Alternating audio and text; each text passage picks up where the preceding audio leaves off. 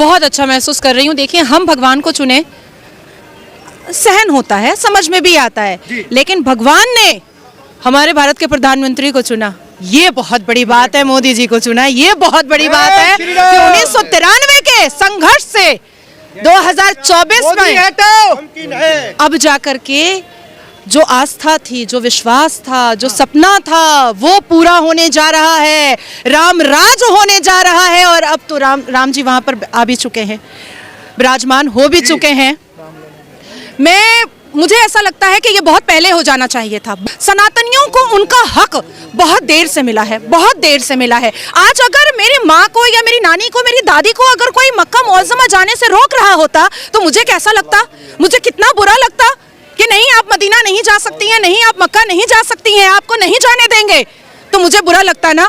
तो कितने साल आप लोगों ने इंतज़ार किया, कितने साल इंतज़ार किया। कभी कभी सोचती हूँ तो आंखों में पानी आ जाता है कि ना जाने कितने महंतों ने और संतों ने अपनी जान गंवाई, कितने राम के भक्तों ने अपनी जान गंवाई, तब जा करके आज इतने लोगों को ये दिन देखने को मिल रहा है। और भगवान राम सिर्फ सनातनियों के नहीं है, भगवान राम हम जैसे शिक्षित और इस राष्ट्र और इस भूमि से मोहब्बत करने वाले मुसलमानों के भी हैं। हमें भी पूरी श्रद्धा और आस्था है उन पर, हमें भी पूरा विश्वास है उन पर। और इसीलिए मैंने कहा कि 411 सीटों से जब मोदी जी दोबारा शपथ लेंगे तो सबसे पहले नाजिया माथा टेकेगी भगवान राम जी के मंदिर में। मुस्लिम होकर के मंदिर में जाओगे? लो, कोई पहली बार थोड़े ही हो रहा है। और मुस्लिम होकर के मैं मंदिर क्यों नहीं जा सकती हूँ भाई? क्या मैं आफ्ताब की तरह बोटियां कर रही हूँ?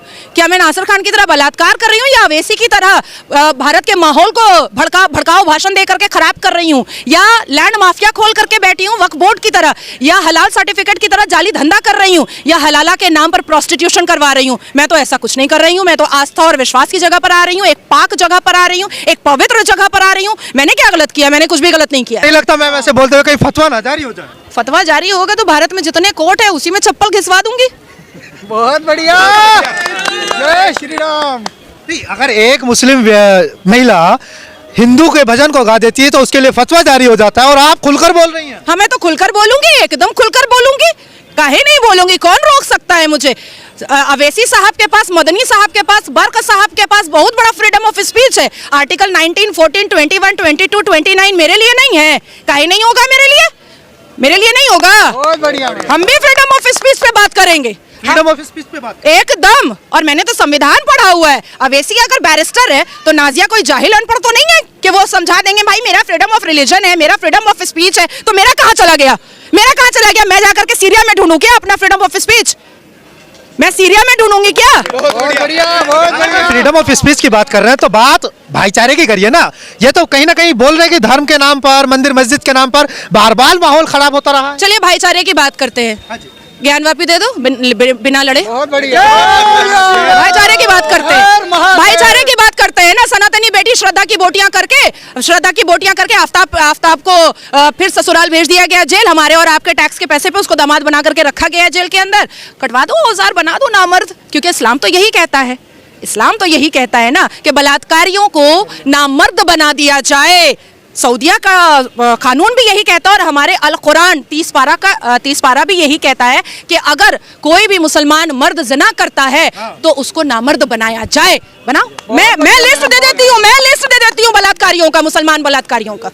आपने ज्ञानव्यापी की बात की, ज्ञानव्यापी दे दो, भाईचारे की बात करेंगे, शुरुआत करेंगे, करते हैं शुरुआत ना। ओवैसी साहब ने कहा था कि 1991 का जो वर्शिप एक्ट है उसका उल्लंघन है। ये क्यों वहाँ पर पूजा नहीं हो रही थी? 1717 से वहाँ पर पूजा हो रही है। जयपुर के महाराजा जी ने जब वहाँ पर चबूतरा बनवाया था, चौकी रखी थी, वहाँ से लेकर के 1858 में पहला मुकदमा दायर हुआ था। 1885 में फैजाबाद कोर्ट में सीरियल नंबर 68 केस गया था। और उसके बाद से लेकर के सर्वोच्च न्यायपालिका में जब 2 डेकेड लड़ाई निर्मोही अखाड़ा के साथ और वीएचपी के साथ जब हो रही थी तो ये लोग क्या अपने मुंह में लेमन जूस लेकर बैठे थे? All India Muslim personal law board लड़ करके क्यों नहीं जीते? लड़ करके क्यों नहीं जीते?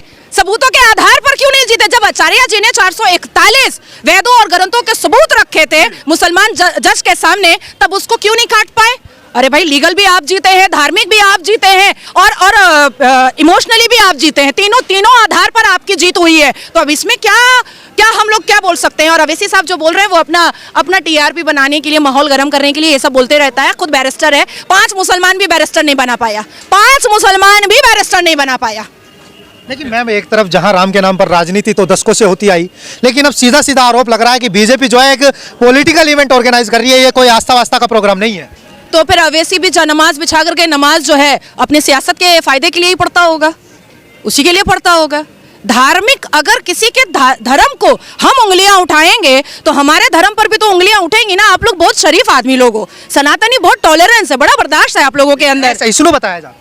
कौन बता रहा है? आमिर खान ने कहा था ना कि इस देश में इंटॉलरेंस बढ़ गया है, डर लगता है अब। यहाँ का नमक खा करके और यहीं के थाली में लुंगी उठा करके हगने वाले को मैं एकदम वैल्यू नहीं देती हूँ, एकदम वैल्यू नहीं देती हूँ। इसलिए लाल सिंह चड्ढा का मैंने लुटिया डुबो दिया था सारे स्टेट में केस करके, सारे स्टेट में मैंने केस करवाया था कि इसको बैन करो। अच्छा मैम, एक तरफ अभी बहुत पवित्र जगह हम लोग खड़े हैं, प्रभु हनुमान जी का ये स्थान माना जाता है और बहुत प्राचीन है। जब कहा जाता है कि कण कण में राम है, व्यक्ति व्यक्ति में राम है, और राम की कोई अस्तित्व नहीं जान पाया, ना जान पाएगा, क्योंकि वो बिना आकार के होते हैं। आस्था तो यही कहती है।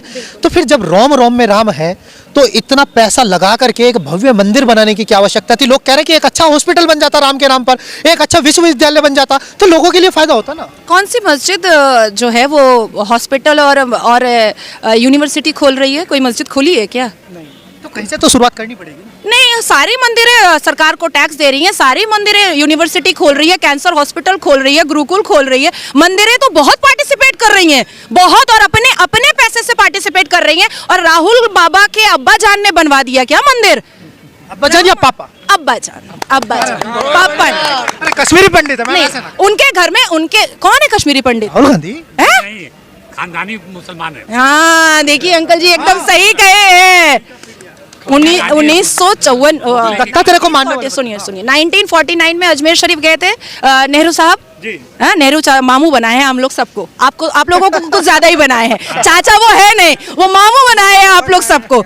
अजमेर शरीफ गए 1949 में, और 1950 में एक मंदिर का उद्घाटन हुआ था, वहां नहीं गए थे। 1955 में जब सऊदी अरबिया के शहजादे आ रहे थे तो सारी मंदिरों पे पर्दा ढक दिया था और ला इलाहा का बोर्ड लगा दिया था। 1966 में इंदिरा गांधी ने साधु स्लॉटर करवाया था। अब आप बताइए, अजमल खसब पे 30 करोड़ रुपया खर्चा करवाया गया था मेहमान नवाजी पर। अब आप बताइए उनको मैं अब्बा जान ना बोलूं तो और क्या बोलूं?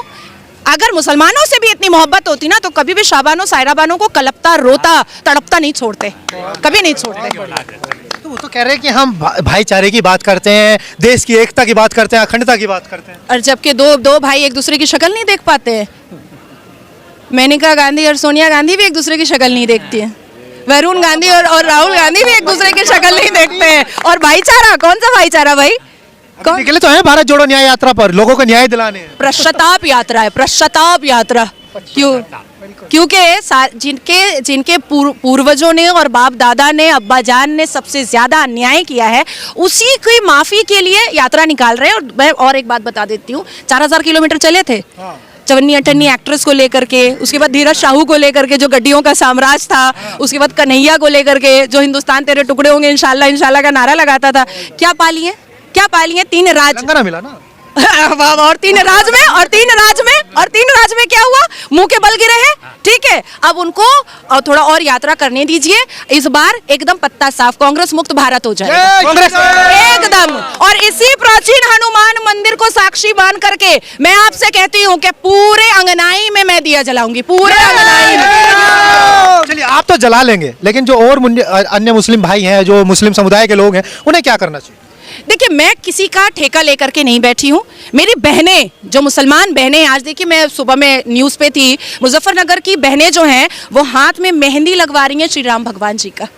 अच्छा, ठीक है, श्री राम भगवान जी की मेहंदी लगवा रही हैं। और कुछ आए चुन्नू मुन्नू लुंगी छाप वाले जाहिले आजम, ठरके आजम लोग आए थे, आकर के उनको धमकाएं कि अगर आप निकाह की हुई हैं तो आपका निकाह टूट गया, और अगर आप मुसलमान हैं तो आपका इस्लाम छूट गया। मैंने कहा कुरान के पन्ने में बता दो, सूरा नंबर बता दो, वर्सेस नंबर बता दो। अरबा निस्फ सलासा कहाँ पर लिखा हुआ है, कौन से पारा में, वो बता दो। कोई भी हदीस का नंबर बता दो कहाँ पर लिखा हुआ, नहीं बता पाया तो मैंने कहा पतली गली से निकल जा भैया, झूठ झाट मत फैला। जिस प्रकार से राम मंदिर बन रहा है, लोग पूछते हैं कि इसका देश के जीडीपी में क्या योगदान हो? ले भैया, ये 3.5 करोड़ टूरिस्ट इस बार 2021 और 22 का डेटा आपको नहीं पता?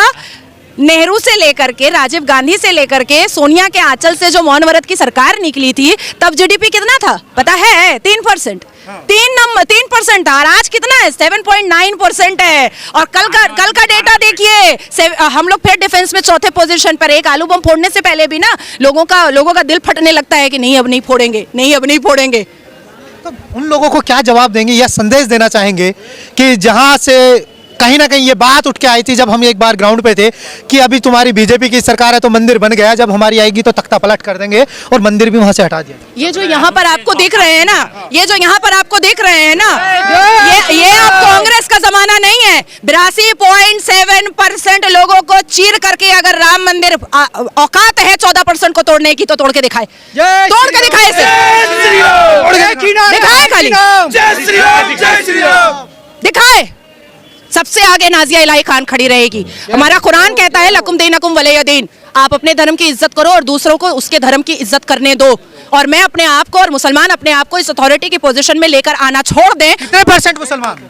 अरे एक्चुअली में 6% मुसलमान जो सुन्नी मुसलमान है ना वही पाकिस्तानी दिमाग है, बाकी और कोई पाकिस्तानी दिमाग नहीं है, बाकी सब लिबरल है, बाकी सब लिबरल है। और मैं हाथ जोड़ करके बोलती हूँ सुन्नी मुसलमानों को, दे दो राहुल बाबा को वोट दे दो, तुम्हारे वोट की जरूरत नहीं है हम लोगों को। हमारे पास है पारसी मुसलमान है, हमारे पास यहूदी मुसलमान है, हमारे पास देवबंदी मुसलमान है, हमारे पास 71 फिरका मोदी जी को बहुत पसंद करता है। 72वां जो फिरका आता है सुन्नी समाज, वो उसके अंदर डिक्टेटरशिप बहुत ज्यादा है, बहुत ज्यादा है। लेकिन तानाशाही का आरोप मोदी पर लगता है।